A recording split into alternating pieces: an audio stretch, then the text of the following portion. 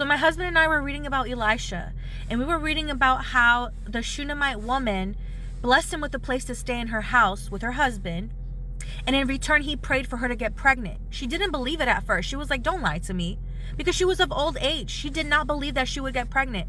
So she ended up getting pregnant with a son, and then years later her son passed away because something happened to him.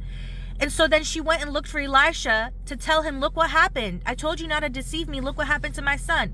It's not that she didn't believe that God could resurrect a child through Elisha. She still had some pain that she was carrying and despair because her son had passed away and she loved her son.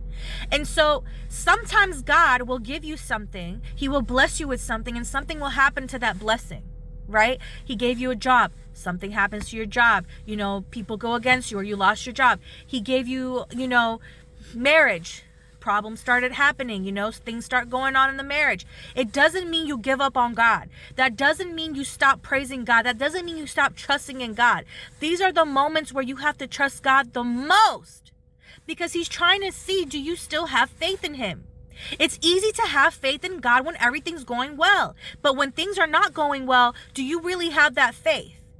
And so with her faith, her son got resurrected, because we see that she didn't just give up. She didn't start cursing God and saying, I knew it. I didn't ask for this. You did this to me, God, and now you take my kid away. She didn't say any of that.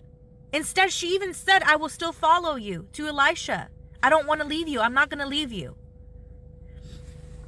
So when God allows things to happen, or things, just randomly start happening, that's not the time for you to give up.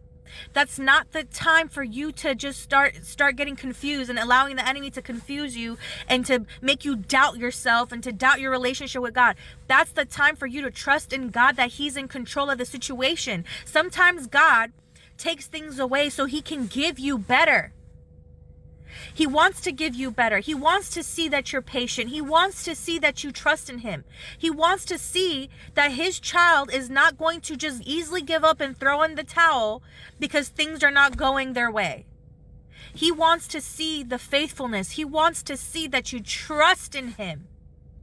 It's not that God is sitting up there testing us and doing all these things to us to bother us. He really genuinely wants a relationship with us, and he wants us to have a genuine relationship with him. He really loves us. He's a good father. And sometimes he has to allow things to happen to teach us lessons, to teach us who he really is, so that our faith can go higher and higher, from faith to faith. So don't get so stuck on the blessing that he gave you, and trust that no matter what happens, God got you and he's in control of the